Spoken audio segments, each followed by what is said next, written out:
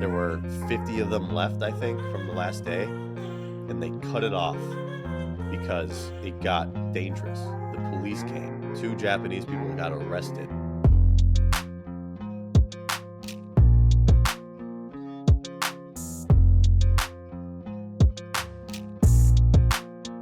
Welcome back to the PokeRadar podcast.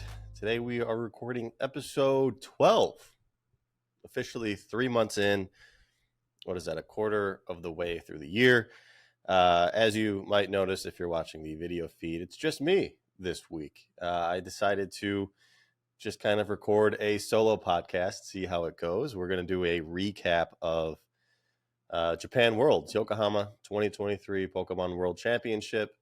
It was originally I kind of felt like it'd be better to do a huge group recap, have a bunch of people on and just talk about our time. But people are still in Japan. I'm behind on schedule.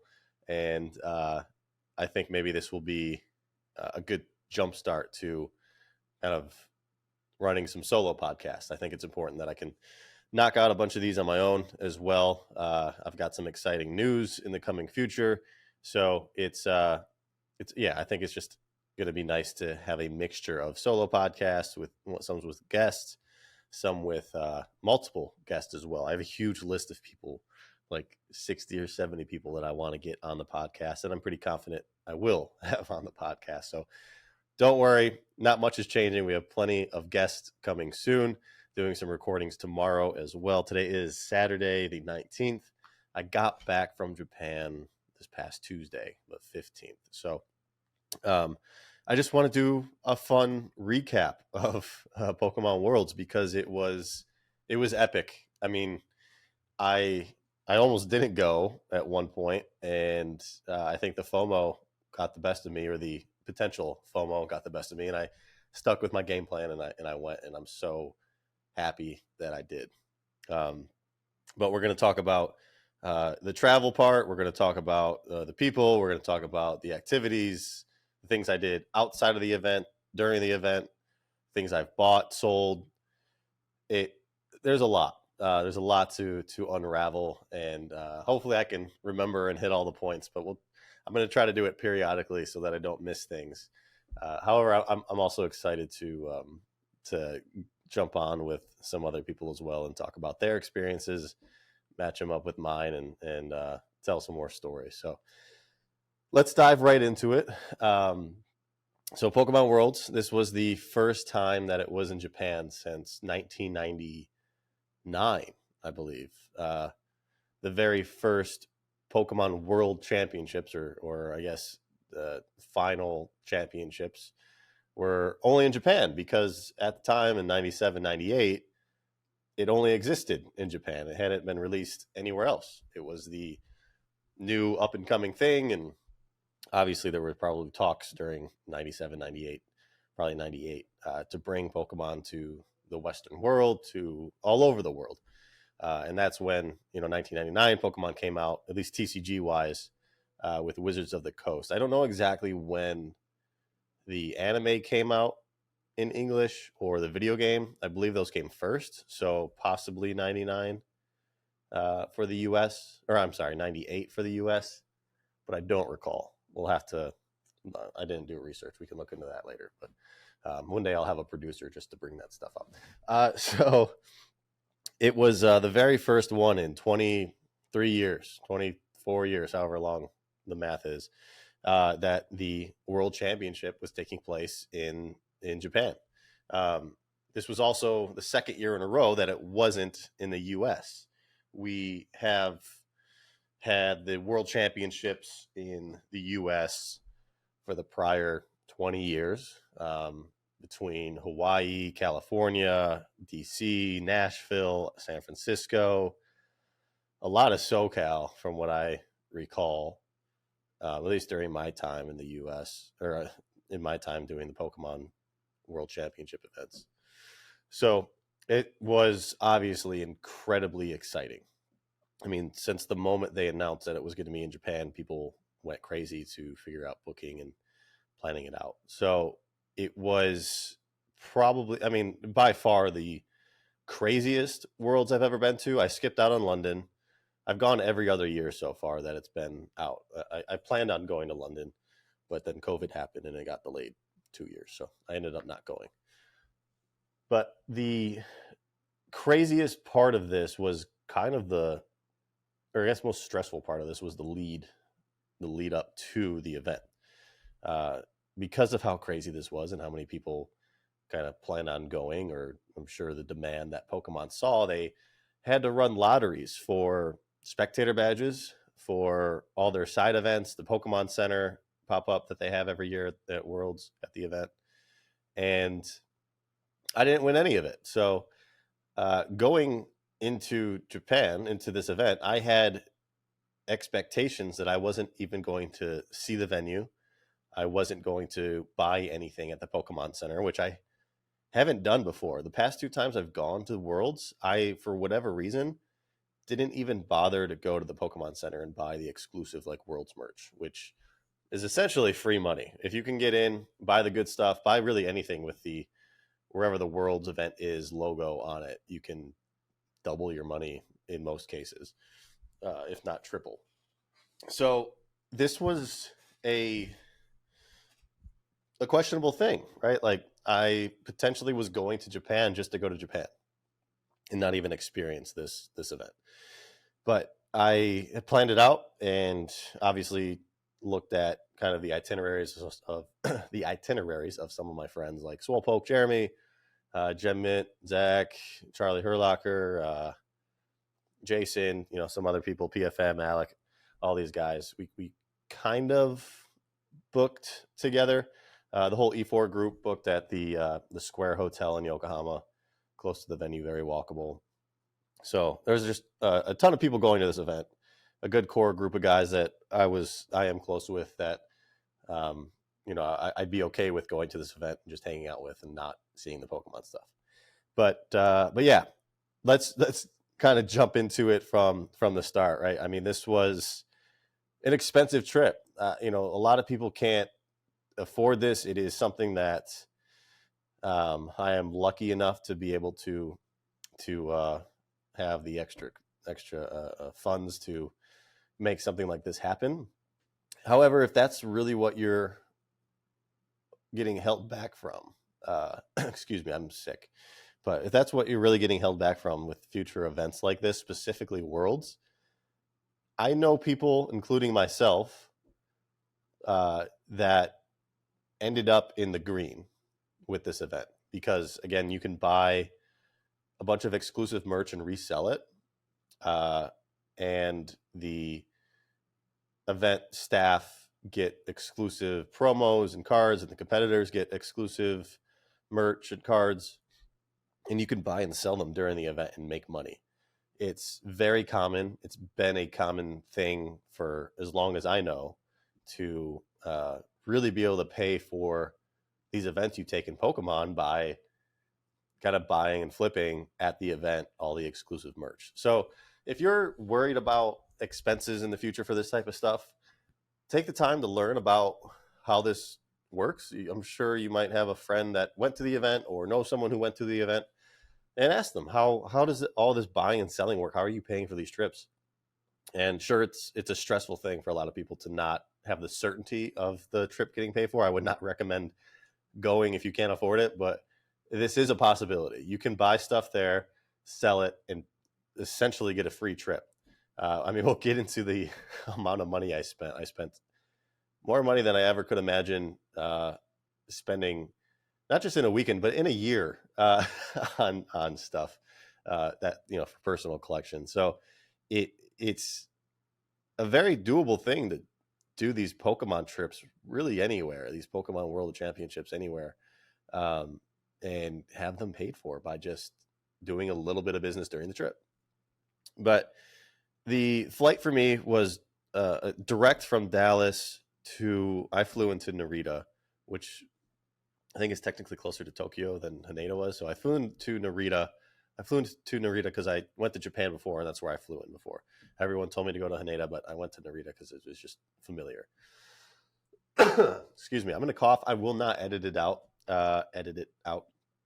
So, yeah, I'm going to cough. I'm a little bit sick. But I flew into Narita Airport, direct flight, and then on the way home, I went to San Fran for one stop, and then to Dallas. And that flight was just under $2,500. Actually, it was over $2,500 because I ended up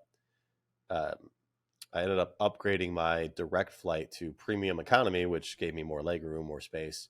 Totally worth it. Well worth it. That was kind of the highest tier you could. That was like an extra $300 maybe. If I wanted to get the next level up, which was business class, it was $8,000. So highly recommend spending the extra couple $100 to do premium economy. At least that's what it's called in American Airlines. But they fed me a couple times on the plane. The food there was good. The food back was awful. Slept, watched a ton of movies. It was a 13-hour flight direct from Dallas to Narita.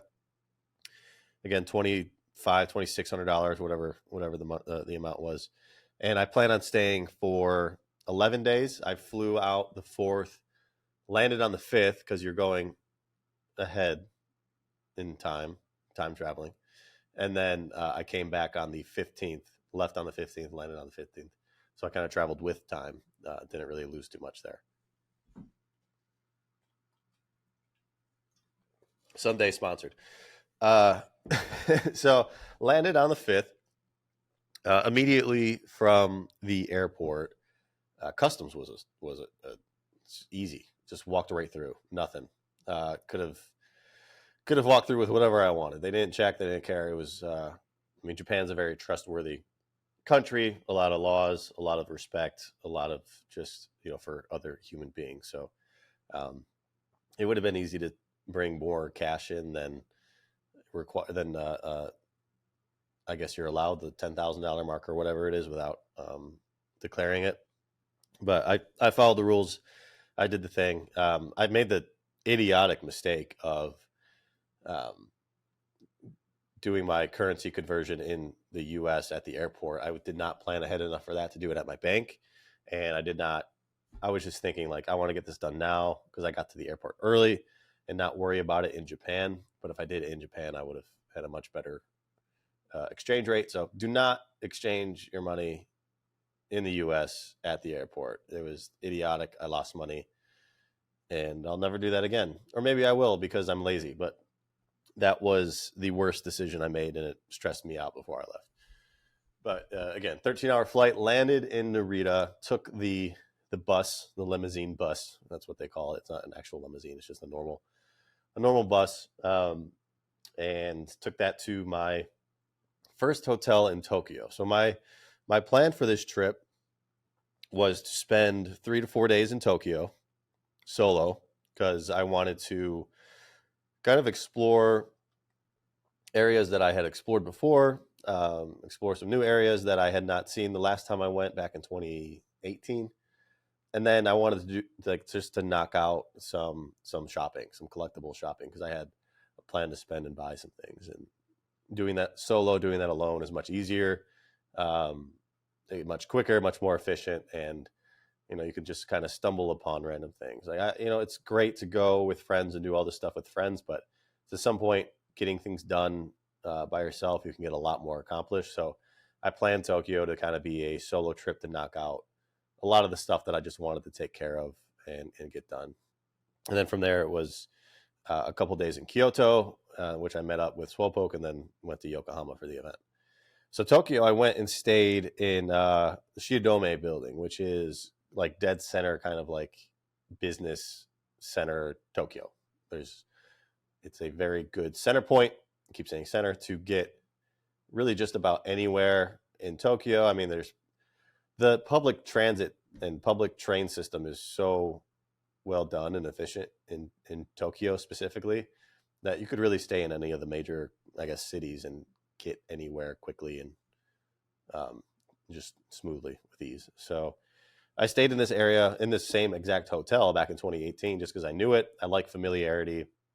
I knew that I could get breakfast there and I liked it. And in Japan, a lot of places don't open up early enough, especially with the jet lag. I was waking up at 5 a.m., if not earlier, going for walks, getting really hungry by 6 a.m., 7 a.m., and nothing really opened until 9, except the hotel breakfast was like 6:30 or something like that.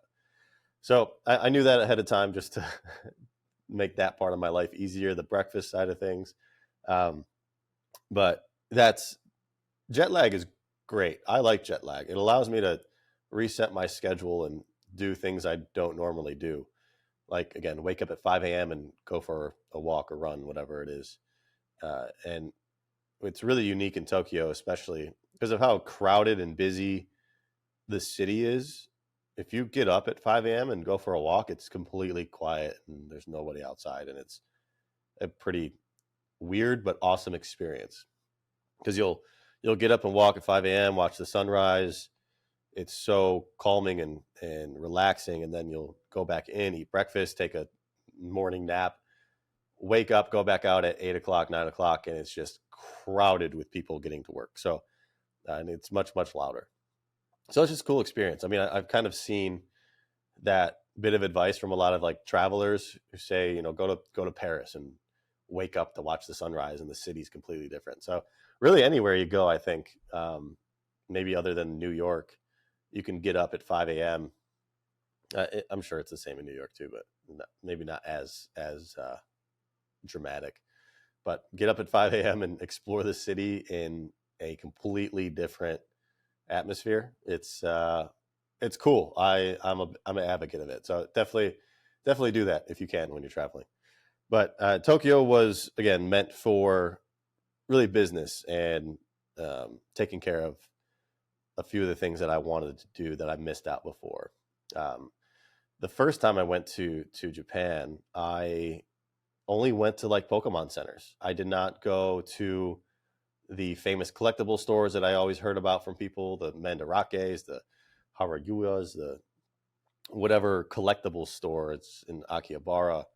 And I just went to Pokemon centers, which, again, highly, like, super cool. Go to as many Pokemon centers as you want, see the different statues, see the different layouts. I mean, it's majority of the same items. They do have maybe some specific exclusive plushies per store, but I missed out. Like, and I saw a lot of people do the same. They just went to Pokemon centers. I feel like it's just a thing of ease to do when the first time you go to Japan is to just go to Pokemon centers and experience that. I get it. I did it. But I'm very happy to have gone back the second time now and truly experience the card shops, the collectible stores there, because they are amazing. I went to there's 5 Mandarakes that I'm aware of that I went to throughout Tokyo. There was Akihabara, there was Nakano, there was Shibuya, there was maybe Shinjuku, and I think one in Tokyo specific. I forget. There was 4 or 5.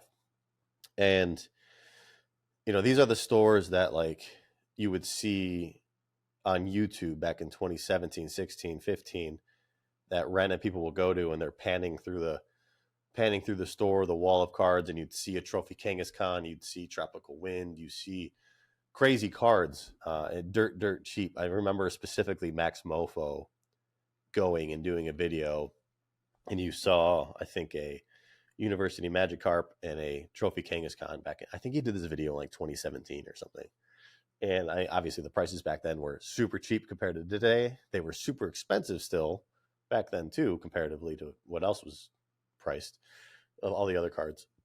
But yeah, I missed out on that. So I was 100% certain that I was going to go to all these Mandarakes and just experience the collectible store vibe there. And it's a completely different world than here. I mean, especially today, the way that stores are set up in the US, the ones that people are building, I mean, it's great that they're cleaner and better, more open to hang out. And it's just like, but they just don't have a lot of inventory, and it's not interesting. There's a store in Michigan that I grew up around that obviously much smaller than what's in Japan, but had the similar vibe where they had everything: toys, comics, cards, video games, high-end figures, any type of collectible you can imagine. And it was just stuffed with it, just completely packed with stuffed with stuff. And you every time you went in, you would see something new because it was just impossible to really focus and see everything that was in there. So that's how it was. These mandarakes were just completely packed with collectibles. A lot of manga, artwork, again, weird stuff that they do over there that is inappropriate. Uh, all the 18 plus sections. And then the cards. I mean, they have everything imaginable from Pokemon, Dragon Ball Z, Sailor Moon, um, Naruto, One Piece, everything that you can imagine, vintage to new, they had. And it was incredible. I actually posted a picture of the full Akira manga set, the first Akira print set. There's like 6 issues. I stumbled across that at one of these mandarakes, and I just bought it because it was cool. And that kind of got me in this cycle of looking for more manga. And I ended up buying One Punch Man, and like I was looking for Demon Slayer and all these other ones, and Dragon Ball Z, of course. Couldn't really find the ones I wanted, but it was just cool to discover a new collectible. I'm very interested in diving in more to manga. I've been looking at, and I have been buying anime cells. I don't have any left at the moment because people have just been buying them for me, but that's a cool thing to look at. The prices of those have gone crazy already, but still super cool. So I think there's this possible shift in collectibles with anime and manga and all this stuff that I'm really interested in now. So I'm doing some research, learning about it, looking at what's available on the market. Tons of availability right now, so nothing to rush on, but I am buying some of that stuff, which is really, really cool. So I'm excited to get into have a new hobby, essentially. Pokemon has been a full-time business for a long time now, and it's nice to find something else that I can collect on the side and start learning more about. But I guess to get back, I'm just rambling. This is just going to be a huge ramble, but it might be full of fun information. So again, I spent 3 days, 3 or 4 full days in Tokyo, and I walked 25,000 steps a day, which is like 12 miles or something. And the humidity there was incredible. I don't recommend ever going to Japan in August. It was so hot. It was peak summer, I think. 90 degrees plus humidity was like 100 degrees. I sweat through 2 shirts a day almost immediately. Could have changed my shirt 5 times a day. I had to do laundry at one point because I did not bring enough clothes.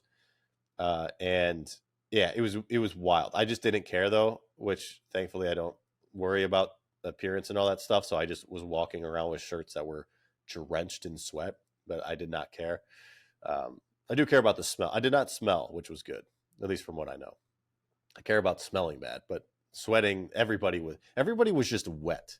I felt so bad for uh, the locals, the Japanese workers who wear suits. That's the other, like, a lot of Japanese businessmen wear suits way more than they do in the U.S. It's just a normal thing, and obviously in Tokyo, it's really a lot of public transport and walking, and they must have just been soaked underneath those suits. So I feel terrible for them, but yeah, I was just wet. I mean, at some points, I felt like I was breathing in water because it was so humid. It was nuts. Uh, so yeah, awful weather-wise. But I probably lost 10 pounds of sweat just from sweating. So walked a ton, sweat a ton, but I got to see a lot.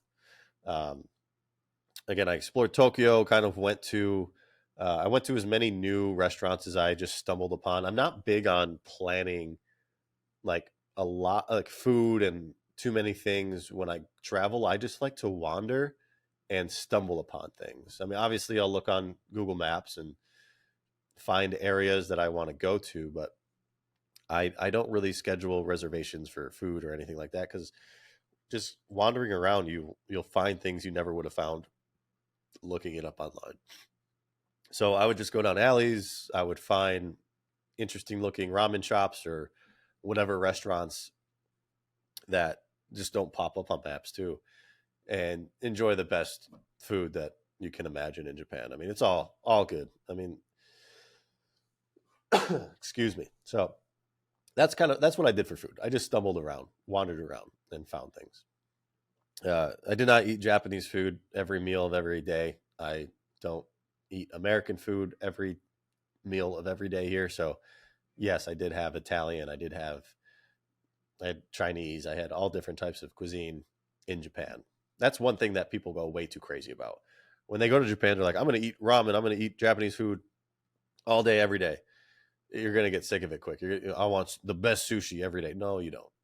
No, you don't. Go enjoy other cuisines. Don't be crazy. You're going to get sushi. I got sushi'd out right away. Not, unfortunately, I went the first day, actually, I met up with Jeremy and his wife. I don't know, 30 minutes outside of Tokyo. I think we went to, where did we go to Shinjuku? I think we went to Shinjuku, and we went to a sushi restaurant that he had found through some like influencer video, and it was terrible. It was really bad. I mean, the sushi just was not great. It was definitely better here than it was there. Unfortunately, it was really the one thing that set it off to make it terrible was there was this one piece of fish that was so gummy, I could not chew it. I could not swallow it. My teeth and saliva or whatever could not break it down. And once I had that piece of sushi, it ruined my appetite for the rest of the meal. But yeah, it was pretty awful. So sure, maybe find some Michelin star restaurants or whatever you want to do when you travel, but I like to wander and stumble upon things. So I met up with them right away. Actually, that was the first night. But after that, they went to Kyoto the next day. So I had a few days solo in Tokyo, and my first stop was Akihabara. So Akihabara is kind of the center point. I keep using that word, center point. It's the hot spot for like trading card shops and collectibles and nerd culture. You go to Akihabara to see and experience a lot of the anime world and fun crane games and arcades and whatever that you want to experience in Japan. It's everywhere in Tokyo, but Akihabara specifically is definitely the hot spot. It's like the best place to go for that. So the one thing that I again planned on doing, I had a couple of things that I planned on doing or buying was manga when I went in, and then I also wanted to look at a specific card that had been online available for sale for a while, which we'll get to. So the first thing that I went to do was go to the Mandarake in Akihabara. It's like a 8-floor, 6-floor, 8-floor building. Each floor is a different category of collectible. So I went to the trading card floor first, looked at cards there. I bought some Dragon Ball Z, some of the old they're kind of like sticker prisms from the early 90s, the Bandai card ass Dragon Ball Z. I still missed out on a lot. Again, this is my first time going to Mandarake, so all I was looking at were the things in display cases and all that, and I bought a few nice things, and I specifically asked for certain manga to find, but come later I found out that they just have binders and binders of stuff either in a different section or behind the counter that you can look at, and people cleaned up going through these binders for Dragon Ball Z, for Pokemon, for whatever.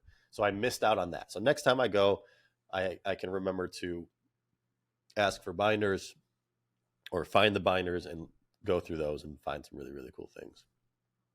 So that again, an experience of Japanese card shops and collectible stores. I missed out on some great deals.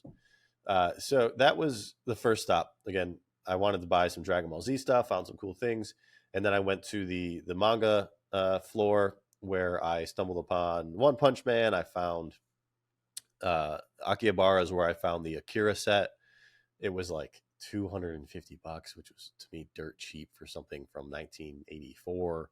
Pretty good condition, fairly historic. So I bought that. I asked for other manga that they didn't have. I was looking for anime cells and original artwork, which they did have, but nothing I was interested in. And so that was really cool to go through that. Like those, there's tons of bookstores and manga shops, book offs, and they're just piled with different, like it's so popular there. There's so many different books. I had no idea how to navigate it. It was not the Dewey Decimal System from what I'm aware of. And yeah, it was overwhelming. So I just kind of walked through quickly, was looking at as much as I could, trying to find pictures that I was familiar with or names that I was familiar with. So Akira wasn't something I was actively looking for. It would just was there and I recognized it. So I bought it.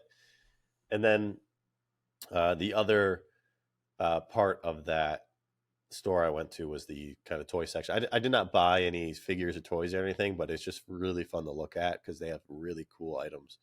So I just walked and wandered through there, looked at things, and hopefully try to stumble upon something. There was some cool looking Pokemon toys, but there's toys are kind of lame to me. So I didn't want to buy anything, but it was fun to look at. And once you buy something at these stores, at Mandarake specifically, they have a tax-free counter. So you pay for whatever you get on the floor, and then you go down to the first floor, specifically in Akihabara, give them your receipt, your passport, and they give you the tax refund because being a foreigner plus spending over 5,000 yen, you can get tax-free. So they gave me the tax refund, and then they stapled the receipt and everything into my passport. So a bunch of my passport pages have been now used up by receipts. I don't know if I'm allowed to take those out or not, but yeah, I'll look into that and see if I can remove them. I don't want to mess with anything passport related because I don't want to get in trouble. So that was the first stop in Akihabara, was Mandarake. There were tons of card shops that we just walked into. There were a weird mixture. There were definitely a lot of new ones that were kind of like high class, high end, similar to what's being built out here in the US, where they were very clean, only display a little bit more open area to walk through, but they were way overpriced. So it's funny. There's the Mandarake type stores, the big collectible stores that have been there forever, that really only sell raw cards. Very traditional card store, right? That happen like in the US. You don't see the long-standing 20+ year card stores. They don't grade a lot. They don't have a lot of graded cards, if any at all. So that's how that was. And then the New Age shop only graded cards. Some raw trophies and stuff, but only graded cards, and everything was way overpriced. So I'm seeing like there's been this shift with with Japanese where it's actually more expensive in Japan now than it is anywhere else. It used to be the opposite. Not to say that there weren't deals to be had. I did find a nice deal for a big card, but a lot of my friends cleaned out stores of 151 and ARs, and they were buying them for 100 yen, 300 yen, 500 yen, or, a couple dollars for $5-10 cards. So they were spending tons and getting tons. They were shipping out boxes day one, day two to the US because they were getting so much. And these stores just replenish every day because there's so much stock. So I have a couple of friends who did really, really well buying a ton of stuff. And I did not go that hard on the low end modern because of my next stop, which was Haruyua 2 at Akihabara, where they had a couple snap cards. So I was obviously aware that this store had some snap cards, one of them specifically being the Snap Articuno. It was the cheapest of the three they had available. They had a Chansey and a Coughing, all raw. It was also the worst condition one. They had it listed as like a B-, and the other ones were A-. So, snap cards have always been a dream of mine. I've never owned one. I've never owned one. And they're some of the rarest cards in existence. There were two separate tournaments. There was a Koro competition, and there was an N64 competition. The Koro, there were 5 cards rewarded to the winners, 20 copies of each, and then the N64, which was 15 copies awarded to each. And the interesting thing about snap cards for me, number one, they've been more available now than they ever have. So to me, the prices have been either stagnant or um, just not moving up the way that I would think they would, because of how, again, how available they are currently, um, which again has a pro and a con here, where are these extra copies or are these just finally becoming available from the original winners? We don't know. Um, as far as trophy cards, illustrators, Pikachus, SSBs, TMBs, we're at the point where we're well past the official release quantity. So there's extra copies floating around and a decent amount of them. So that's the one thing with snap cards, is we're not at the point yet where we've seen extra copies. And it's quite interesting to me that we haven't. We know that the Poliwag winner sold out all of his copies or her copies, yet we haven't seen really any extra copies pop up since then. So to me, there's it's a gamble, obviously, of like, maybe there aren't as many extra copies of snaps as there are other things, but I can almost guarantee that there are extra copies and they will float around. So I'm not really banking on that, but it is interesting to see. But I asked to see the Snap Articuno when I got to the store. It was, they obviously weren't out for people to see. Originally, when I asked, they were like, yeah, no, we don't have. And then I think it was more of a communication thing, but I showed them a picture of what I wanted, and they ended up taking me to or first they said, we'll show you if you buy. And I said, well, I need to see condition first. I'm not just going to buy. I need to look at the card. And they were very persistent about, are you a serious buyer? Are you a serious buyer? So I showed them my Instagram page, showed them some of the cards that I've dealt with. And I think that made them more comfortable. So we walked over to their computer, checked out the Articuno. They had to essentially buy it off the site. So it showed as sold out. When I went to look at the card, in order to look at the card, they had to basically have it purchased from the site. So the moment that happened on the site, it showed as sold out. So if anyone was looking at that moment, the card was sold. However, I hadn't even started looking at it yet. I waited about 30 minutes for them to get the card out. They took me in the back, sat me down, met one of their managers, and started to look at the card. Got some nice lighting. They let me charge my phone. My phone was dying at that point, so that was very helpful. But I took a look at the card. Condition was just as I think described, B-, probably a PSA 7 at best, an 8. Maybe a 9 CGC, we'll see. But I got to take a look at the card, and then I started negotiating. I asked for a better price, taking the tax off, and the deal was just too good for a Snap Articuno. As far as Snap cards and the Pokemon that are featured, Articuno is definitely one of the stronger, more popular Pokemon. Obviously, Pikachu is probably number one popularity-wise, and then you have Gyarados, you have Articuno, you have the 3 starters. Magikarp, because of its lure of never existing and only one being available so far. And then you have Coughing Chansey, Poliwag, 3, 6, yeah. So as far as Snap cards, Articuno, solid mid-tier, maybe high-end mid-tier, if not low-end, high-tier. I guess but Pokemon in general, Articuno is popular and a legendary bird. So the price point for not it only just being a Snap card, but it also being the Articuno, I made an impulsive purchase and just bought it on the spot. They actually let me use a credit card. So I used a credit card, got 2% back. That helped out with the deal as well. And I walked out with the card. They gave me the card. They swiped my credit card, and I took the Articuno and left. And it was a surreal feeling to have purchased such a historic and amazing card and add it to the collection. It was funny though. I told them, obviously, like, all right, I can. At first, I thought I could only do like a bank wire or do cash, and they're like, no, we can do credit card. I was like, oh, okay.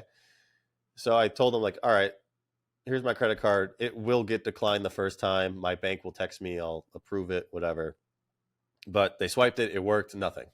So I was like, kind of confused. I was like, I didn't get a text. It just went through. And they were like, yeah, you're fine. And I was like, okay, cool.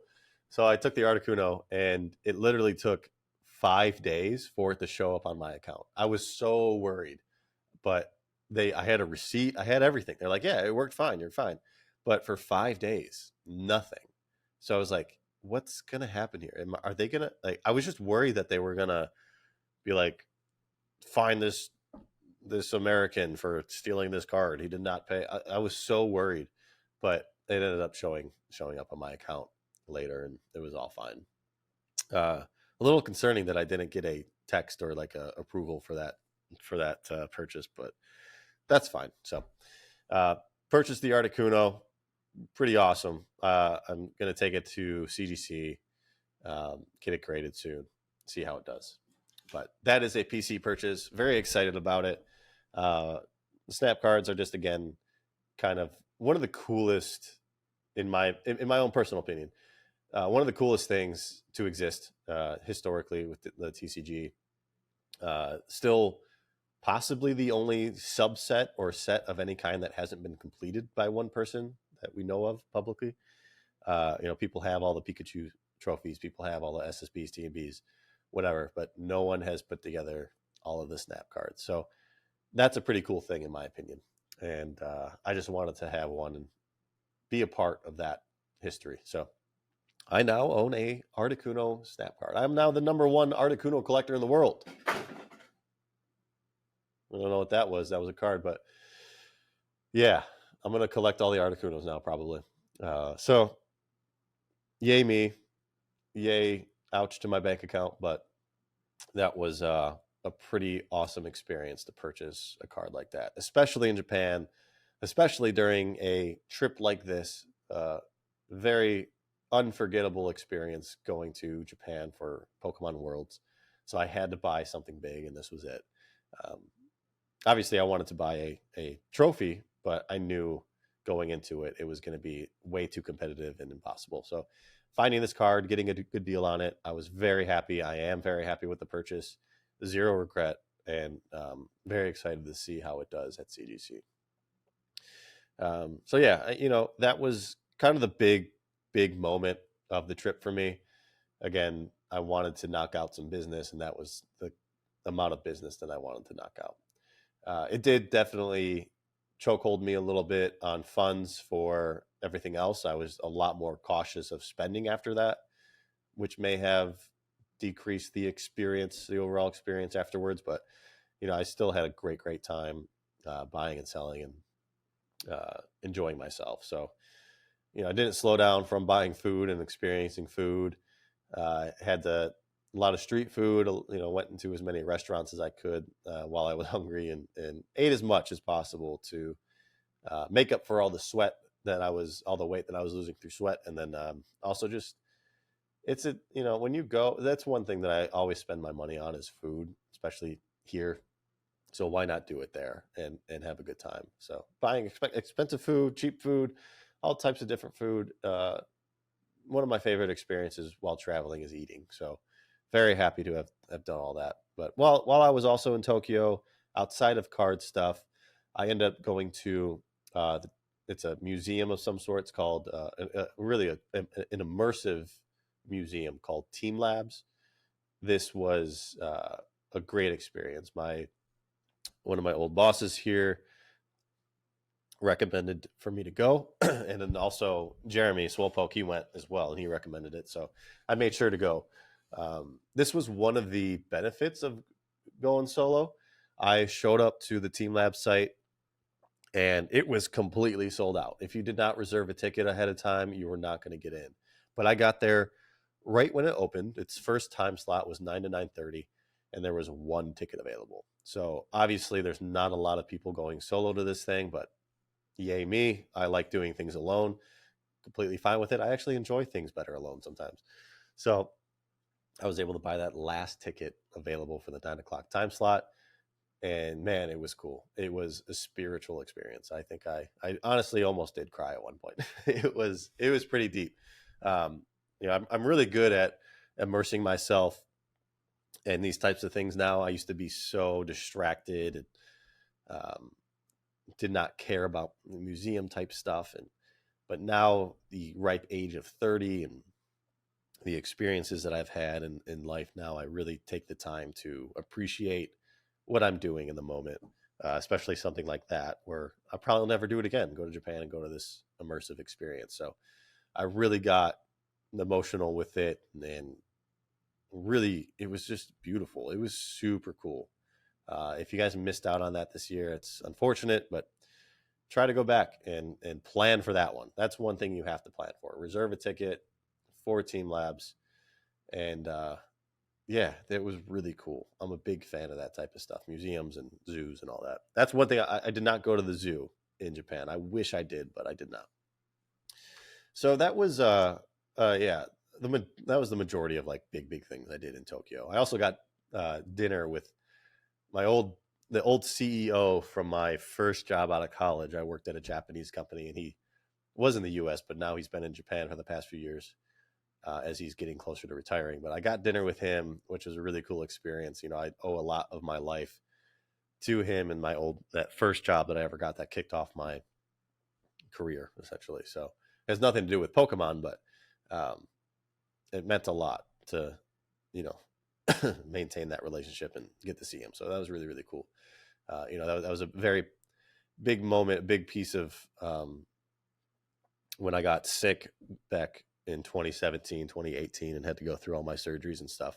That company, that guy did so much for me to help me through that whole time in my life. So I owe so much to them, and it was great to see him. So very happy about that. Outside of all this, there were a couple other stops. I saw the Gundam unicorn statue, which is super cool. Why doesn't America do stuff like this? There's Godzilla statues everywhere. There's just awesome stuff just around the cities, and it's a whole different world. It's a whole different society. I love Japan. I love Tokyo. I want to live there. I need to learn how to speak Japanese. It is so cool. It's not the most welcoming for foreigners. You know, there are some places that actually don't let non-locals in, non-Japanese in. Slightly segregated, slightly whatever. But mostly it's great, right? I mean, the people are very like respectful, very nice, very helpful. You'll just run into a couple odd things like that are still accepted in Japan, which it's fine. I don't care. Anybody who owns a business can refuse whatever they want to refuse, I feel like, to an extent.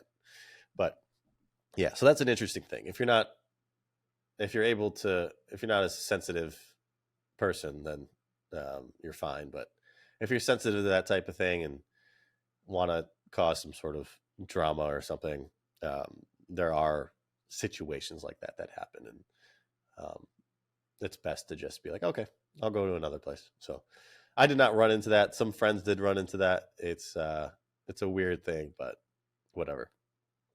So that was the majority of my time in Tokyo. A lot of eating, relaxing, kind of getting on schedule, doing some workouts, and getting business taken care of. So from there, I went to Kyoto, took the bullet train. Highly recommend getting the business class bullet train ticket. It's like $50 more. You get a reserved seat, a lot more space. It's a lot more comfortable.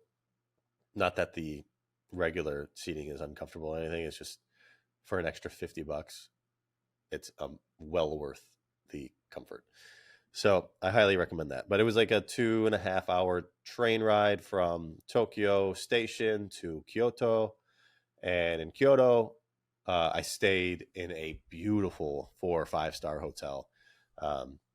That's where Jeremy and his wife were.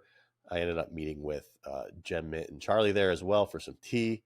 But Kyoto was a completely different experience. Again, we mostly searched for food and for kind of sightseeing. So we went to a temple, a lot of walking. We went to Bamboo Forest. We just kind of enjoyed some food and enjoyed being there. There was no rush. There was no go do this, go see that. It was a very relaxing experience in Kyoto. Much different than Tokyo. Less people, less trains and stuff.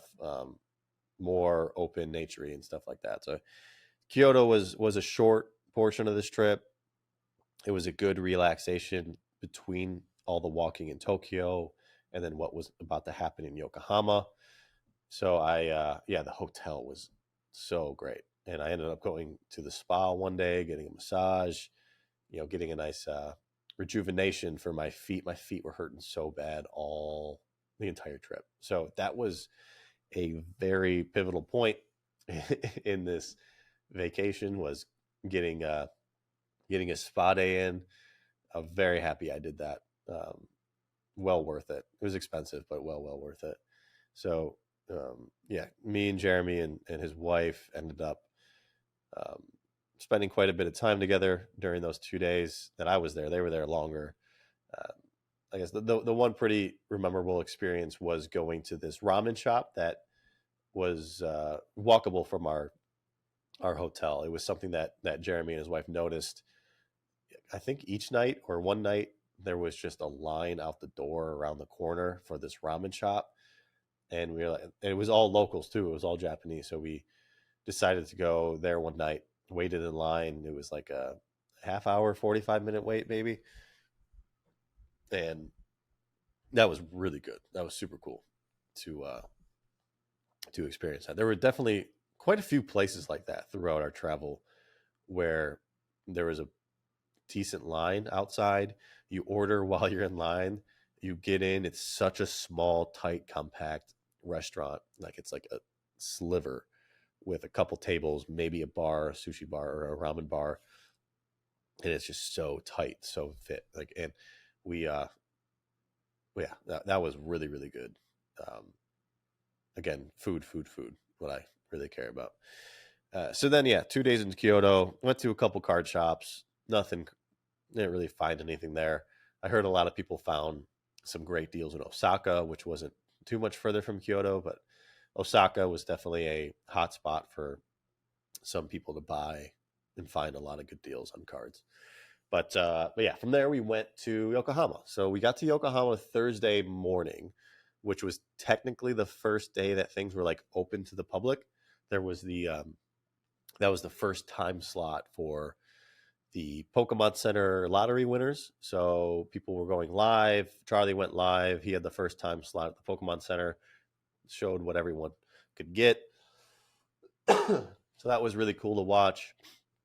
And that's when it just started getting crazy. The event itself, Yokohama, was decked out in Pokemon stuff. A lot of cool experiences, not only in the venue, but all around it. They had amazing statues and giant blow-up Pikachus, and there's a big Ferris wheel with Pokemon lit up on it all weekend. There were cards, like blown up stickers and art to look at. It was amazing. And Yokohama was on a bay on the water. From what I was told from my boss who lives in Japan, that the Chinatown in Yokohama is like the best in the world. It was awesome. I wish I went more. I only went once. But the venue, the atmosphere of Pokemon in Yokohama was insane. So I also got a little bougie as well and got another 5-star hotel, the Kahala in Yokohama. And oh my gosh, beautiful. It's funny, the hotels in Japan you can get very cheap. You can spend $80 a night, $50 a night, and up to like $200 a night. And they're obviously they get the job done, but they're small. The air conditioning isn't the best, and then you go and spend a little bit more than that, and the hotels just get like way better. So that's another experience that I, during traveling at least, I've learned that spending a little bit extra on hotels for me, I can really appreciate and be comfortable with. So very happy I did that. Some of the best food I had was there too. The breakfast I had at the Kahala was phenomenal. It was like an American breakfast, but it was super, super good. So yeah, the whole hotel experience, I really did it up. this trip. So I'm very happy. Very happy with that. So back to let's talk about the Pokemon event. This is probably the most important thing. I'm 1 hour in to this Japan trip, and we're just now talking about Pokemon Worlds. So many people. Again, good solid E4 group, PFM, Alec, Tap. Who was there? We had Admiral, we had Swolpoke, Charlie, Jedmit, Mr. Fuji was there, Dubsy was there. I met so many people. I feel bad for leaving anyone out. Gosh, I don't know. I hung out with Jen. Goodness me. There was so many people there. Sorry if I didn't say your name, but what a great experience just hanging out with a lot of people that I got to meet for the first time after years of knowing them, and then or got to see for the first time again after like the last Worlds I was at. But the event was at the pretty big convention center.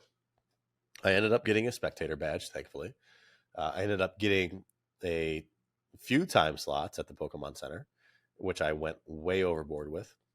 And then yeah, the most important thing to me to start there was again just spending time with friends and enjoying the event, which obviously was just a easy thing to do, having planned it with a bunch of people.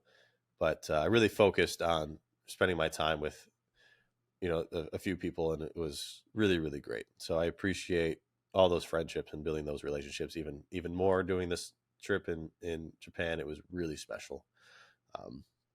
But the first day of the event, got into the Pokemon Center. I bought maybe 60, 70 pounds worth of stuff, clothes, ramen bowls, plushies, sleeves, playmats, everything I get my hands on. The very first day, they had maybe 100 Bear Walker boards, skateboards. Those were sold out, and they restocked every day. They sold out of backpacks the first day, but restocked every morning. And then they sold out of the bomber jackets, but those sold out. Those restocked every morning, but sold out immediately. So the first trip in, I didn't get any of the really exclusive stuff. I just got one of everything. And they also gave you, at the first day, you got 6 tickets, which you would take to the checkout counter, and they would give you them there. It was the Pikachu Yokohama box, which has that promo. It was the 3 playmats and the 2 dice boxes. So the very first day, there were 6 exclusive ticketed items that you could get one of. They should have done this for the backpacks. They should have done this for the bomber jackets, and they 100% should have done this for the Bear Walker skateboards. So that was kind of the exclusive thing, were those 6 items to start. Competitors were able to get in at any point they wanted to, so competitor badges or bracelets were being taken advantage of and sold a lot of money for. The time slots for the lottery winners, you could take, a couple people, like the competitor badges. I had one at one point. I only used it. I got to use it twice, which I don't think was allowed, but I did. And I could take in 3 people with me. So we would go in the morning. I ended up getting a bomber jacket. I got a skateboard. I got 2 backpacks. But I got a bunch of stuff. So so the first day was like pretty crazy, but there was plenty of stuff for everyone to get. Second day, same thing. Skateboards sold out immediately. Bomber jackets immediately. Backpacks immediately gone. But the second day they moved the playmats out of the ticketed area from the checkout to the main floor, but they still limited it to 1 per person. So that was day 2 for the Pokemon Center. Day 3, they changed it up even more. Dice boxes sold out. Playmats went up to 5 a person. And then plushies, the Pikachu plushies, went up from 1 a person to 10 a person. The bomber jackets completely sold out. Thankfully, I got one. And then Bear Walker boards were nuts. Here's a story. The last day for the Bear Walker boards, We got in the very first group, and it was me, Jeremy, Jen, and was it Harry? The last day, it might have been Harry, and we were the very first group. We got down, like, there's this whole thing. You go through one section, go through a second section. In the middle of the day, there were multiple waiting rooms. And then you go down into the last section where you wait for the doors to open, and they all filters into a small area where you get a bag, and then you go into the entrance where you get your tickets, and then you run in. So this last day was insane. People were pushing. They were trying to trample over the security. They had to shut the doors. They would not let us in because people were going nuts. Gosh, I just got so stuffy. Where was I at? Last day of the Pokemon Center. Craziness. Like, it was Black Friday shopping. People were trampling. They had to shut doors. Jeremy went ahead of me. Unbelievable. Still upset about that, Jeremy. I'm just kidding. Jeremy got in, and then they stopped everyone going in. I was in the front of, like, the next section to go in, and they started doing parties. They were like, all right, how many are you with? 3 at a time. They were literally like 3 at a time, 4 at a time of people, and slowly opened the doors to this. They opened up one door. There were like 4 or 5 doors. They opened up one door, did party by party. It was absurd. So we got in, ran to go find the next. So once we got in, we went for the big items, because I already had everything I wanted. So I was just going in to get the big items so I could buy and sell. Bomber jackets were gone completely sold out. Like, the jerseys gone. I picked up more playmats, more sleeves, ramen bowls gone. Went to find the Bear Walker boards immediately. And the moment that I got in, so they moved the Bear Walker boards from the front to the back. I'm trying to find them. I don't know where they are. I see in the back there's a line forming. There's people yelling. Jeremy's in the middle of the line. Bear Walker boards are being blocked off by people, by the employees. There are some guys going nuts, yelling, pushing. It's insane. People are lining up. I sit there I'm there for like 2 minutes, literally 2 minutes. And they say, all right, no, they cut off the selling of the Bear Walker boards. There were 50 of them left, I think, from the last day. And they cut it off because it got dangerous. These people were yelling, pushing, screaming. Two Japanese people got arrested. The police came. They got arrested because they would not leave the store. They were fighting to get these boards, and they just would not go. So they called the cops, arrested 2 people. Nobody got boards. I think there were like 2 or 3 that sold, that were the very, very first ones to get them. No one else got boards. I don't know what they're doing with those extra boards.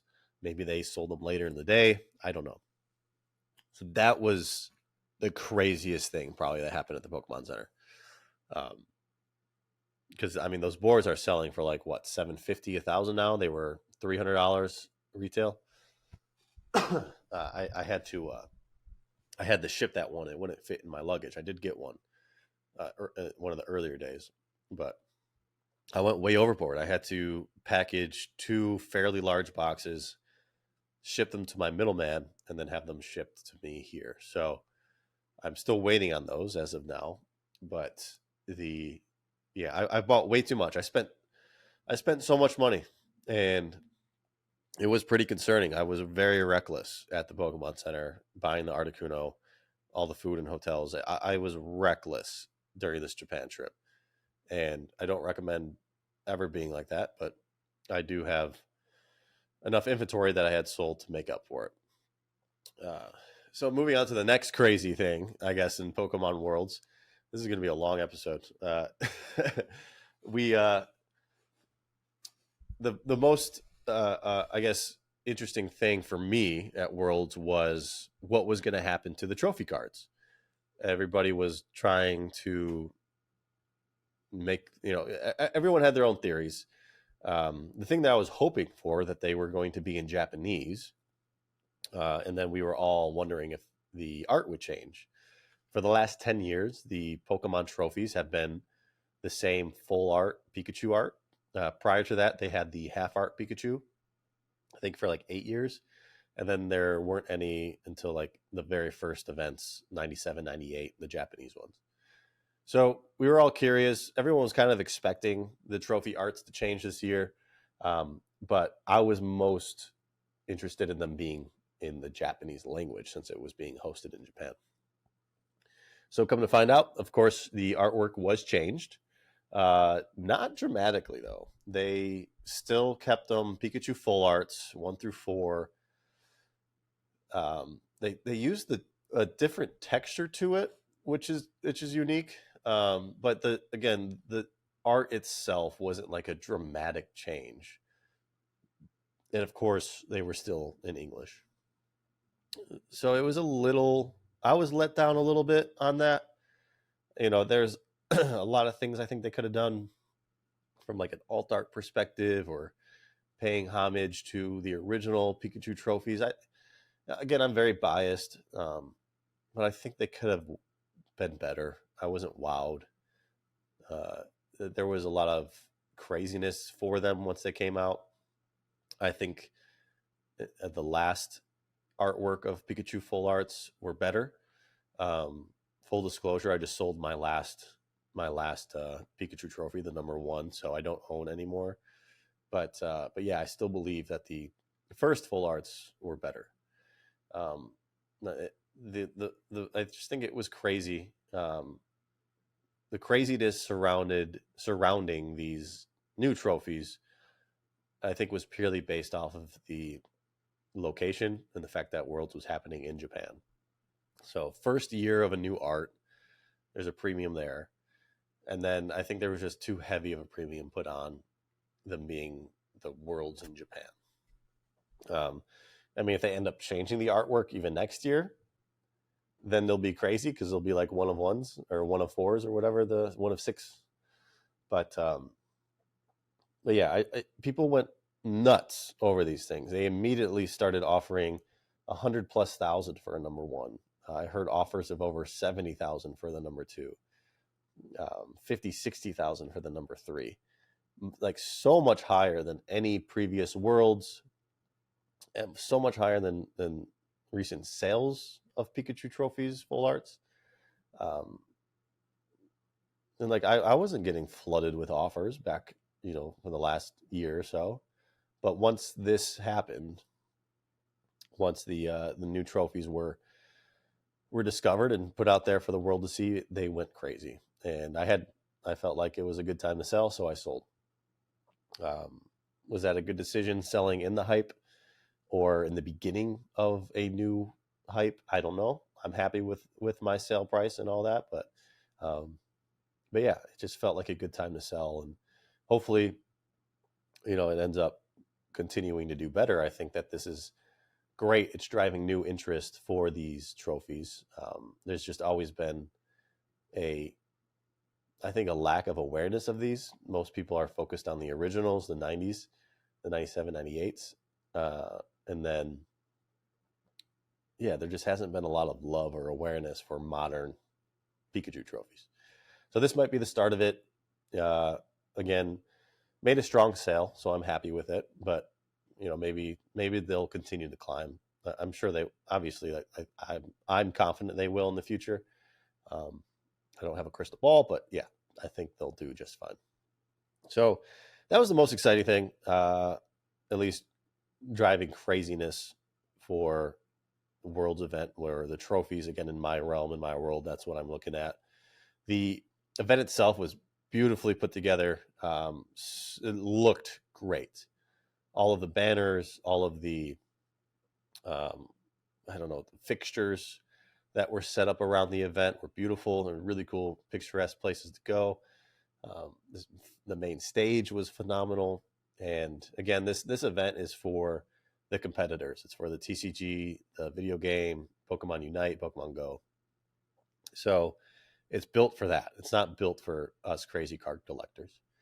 And it was just, yeah, it was so well put together. It was beautifully done. And the speeches by Ishihara, the opening ceremony, awesome to watch. The finalists, the final top three, top four uh, games were super exciting to watch. Especially the video game was a lot of fun to watch. Pokemon Unite was cool to watch too. I've never really watched any of that. And seeing the finalists go at it with each other was very exciting. The crowd was super into it. I didn't know entirely what was going on, but it was really, really cool. So event overall, as far as the world stuff, was fantastic. And I've never really sat and watched all that stuff, so it was really cool to do that. Plus the closing ceremonies, again, packed house to see where the next worlds would be held. And as expected, as I heard prior to, it was going to be in Hawaii, and it's in Honolulu, Hawaii. So never been to Hawaii. Excited to go next year. Dreading the cost. It's going to be incredibly expensive, but I'm really, really excited for my first time in Hawaii. So that's going to be pretty great. I haven't looked to book anything yet. I will, hopefully in the next few months, kind of start looking at where I want to stay, hotels and all that around the potential venue. But yeah, that's really, really exciting. Hawaii is going to be a really fun time. So on top of that, there was a big trade area as well. That's normal. Every year there's a trade area at Worlds. You're not allowed to exchange cash. It's like purely a trade area. This year got out of hand. I'm curious if Pokemon will completely eliminate the trade area. I think they should, and or put it way off site somewhere, because it was that was another place where fights were happening, a lot of arguments, and it was just too crazy. I mean, it's a great opportunity to be able to buy things and sell things. I think it's important to have, but I think it needs to be moved completely off site, away from the venue. And they need to be stricter about it. Or if they keep it on the venue site, they need to manage it much closer. That's just an expensive thing to do, though. So I don't know if they will do that. It was very, yeah. I didn't partake much into it.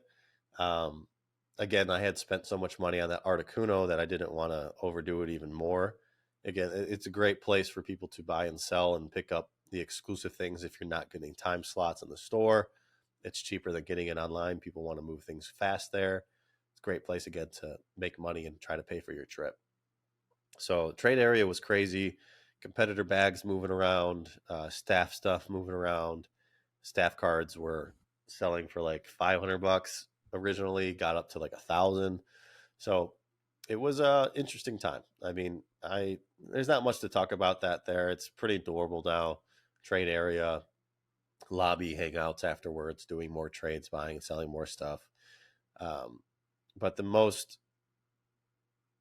exciting thing and memorable thing for me during like the after hours, I got to meet with an old Japanese player. He was a friend of a friend, and got to ask him a ton of questions. I mean, we got to talk.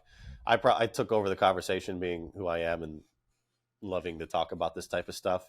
Hopefully it was interesting to everyone else around, but it was a small circle of people, which is what I appreciate. I like that way better than a whole bunch of randoms that is just too loud and anxiety. I hate having a lot of people around. I like the small group, more intimate conversations.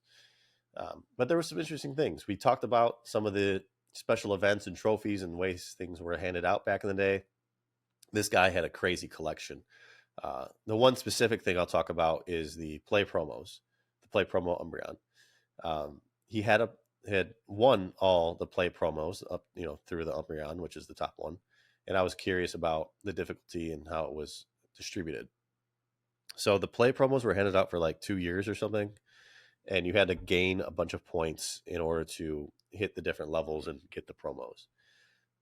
There's the fan club, there's the Dice K club, and there's the play promo. They were all kind of similar, but for play promo, the Dice K club, however you pronounce it, you had to like exchange your points for whatever reward you wanted. So if you wanted to get the top master's key or master scroll, you had to exchange your points for the card. So it was really tough to get them all. For the play promos, you just had to hit the tier of points and you would get the reward. However, the tiers were much higher. The point thresholds were much, much higher. So I asked him how long did it take to get the Umbreon? It took him a full year of literally like full-time playing, winning. Like he was a good player. So winning tournaments, winning events, a full year to get enough points to get the play promo Umbreon. That's what I suspected. I never had full confirmation of that, but finally got it, which was really cool. So understanding the difficulty of obtaining some of these cards and how they were truly awarded to people in Japan was really, really insightful. And we talked a lot more. I don't feel comfortable sharing all of that information, but the play promo one specifically was a really interesting one to me. So the fact that the Umbreon took that much time and hard work to achieve really solidifies why it's so expensive and rare, which is great. It's great that that is the case. So that conversation, the ability, the opportunity to meet, a player in Japan from the early days was really cool. That was my favorite part of the Pokemon World section of this trip. So thank you for, putting that together. You know who you are. Having that conversation was super cool. Really appreciative of that. Hope to have that again, have a conversation more in depth, more time to learn even more about certain things, because there were some questions that went unanswered because it wasn't clear enough. But there's a lot of information to be either confirmed or shared from the Japanese players. So that was really special. That was awesome. So very happy with that. Also, there were a few other smaller things. Shout out to Nate, Sub F, for renting out some space at the hotel for an E4 meetup night. We had a couple hours for all the E4 members to get together and hang out and talk, open some packs. It's nice to separate a little bit and get together with the old group of people that you kind of like first started off collecting with. So that's really special too. I mean, this is the type of thing where you build relationships and friendships and community. And although I'm not really a part of E4 anymore, it's still something that I cherish and am thankful to revisit when I can like that. So that was awesome. Thank you, Nate, for putting that together for everybody. And having that time set aside was really cool. Getting to see a whole bunch of cool cards, meeting a whole bunch of new people. It was a really, really great time. So I'm very thankful for that. Outside of all this as well, the Pokemon event stuff that was put on, the drone show was super cool. I didn't get to experience the other things, unfortunately. This is one thing. This is kind of controversial, and I guess saving it for the end is okay. It was a little odd. And this is completely a opinion, observation. There's no like confirmation to this, but the lottery system that they set up for all of these events seemed a bit odd, maybe potentially rigged.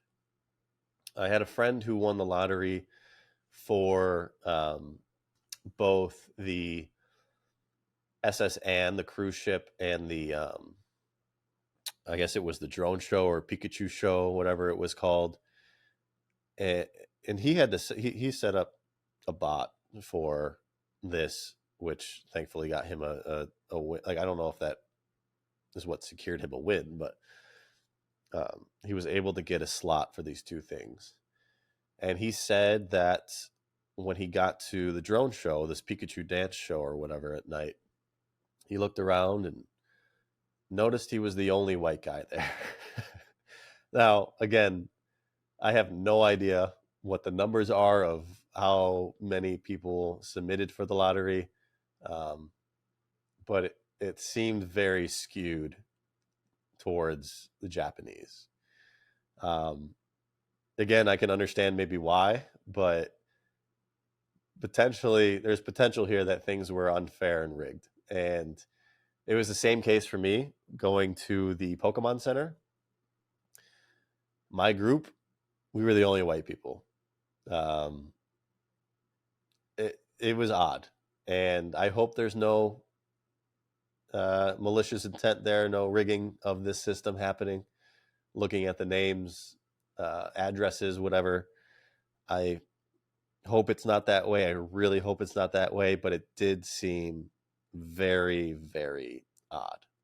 And not only that, but from a more like potentially serious note,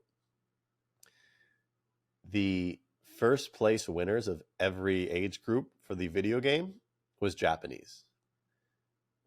Trading card game can't be rigged. I don't think there was a single Japanese player in the top 10 of Masters, if I'm remembering correctly. I don't remember who won Unite. I know second place was a Philippines team. I don't think the Japanese won Unite. But every single first place winner of the video game was Japanese. And although the video game is much more popular and seriously or taken seriously in Japan, which again is easily an argument for why they won and why they're better. But the video game, I feel like, is something that is very easily riggable from the servers or whatever they're using for that event. Because there's the increased chances potentially for flinches or special effects or critical hits or whatever it might be. It just seems odd.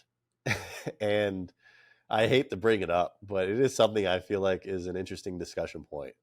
And I kind of want to leave it off there and not go too much into it, but it is a very intriguing thing to look at. And it's unfortunate if there is some funny business going on there. I really doubt it, but the observations are enough to start a conversation, to start an argument of what potentially could have been happening. So, that was one thing that I didn't like from the event. Just, again, I didn't get to experience the parade or SSN or these other things because I missed out on the lottery. Sure, I'm just butthurt, but whatever. It was an interesting take that a lot of people kind of brought up at the event. I might be taking it further than most, but it was a odd thing. So that was really the extent of the general happenings of the Pokemon Worlds. And I am super happy that I got to go. Very grateful that I got to experience that. I love Japan. I hope I can go back soon. I'd love to go back sooner than later, obviously, but it is quite a long trip. It's somewhere that you need to spend, I think, minimum 10 days. I could have spent months there, I feel like, especially in Tokyo. And beautiful, beautiful country, incredible experience, great people, great events. So thankful for the opportunity to spend a trip like that with people that I care about. And I hope that for those that missed it, they can make it to one eventually in their world or in their life, or at least maybe even just go to Japan at some point in their life as well, because it is a really great cultural experience to get out and see all that. And I'm very pumped, very, very excited for Hawaii. I hope to see a lot of you there. I do, again, hope as well to have a larger group conversation recap of Worlds at some point soon. It is difficult with my scheduling, unfortunately, so you might get this later, a group recap of Worlds like a month later or something. But yeah, I've got exciting things happening in my life. Updates for you guys soon. I'm recording some great episodes, so I hope that you enjoyed this solo podcast. I would like to do these more when certain things like this happen, like Worlds. And again, I hope you guys were able to listen through this whole thing, and it was insightful. If you have more questions about worlds, feel free to leave them in the comments, and I can bring them up later in other episodes. But I just want to thank you all again for the incredible support of my podcast. It's been growing steadily. It's doing so much better than I thought it would. I'm enjoying it so much. I love this thing. I am looking to get some help with editing, with sound, with shorts, clips, all this stuff. I did make a post on Instagram. A lot of people got back to me. I did not do a great job of getting back to them. I think I should have prepared a better way to communicate with people to set that up, but I will get back to some people. I will figure that out because I do need help with it. I'm at the point where things are just getting super busy that I can really only record, and I need help posting. I need help editing. I need help with all this stuff. Not that the podcast is making it any amount of money, but it would be helpful to be able to make this more efficient and make it a better experience for everybody that's listening or might be listening in the future. So thank you guys again so much for watching, for listening. This is episode 12. I can't believe it, 3 months in. It's been a blur, and I can't wait to hit that 6-month mark, that 1 year mark. I hope I can continue doing this every week. If I miss one, I miss one. But for now, I'm staying consistent, and I'm loving it. And I appreciate all the support, guys. I love you all, and I'll see you soon.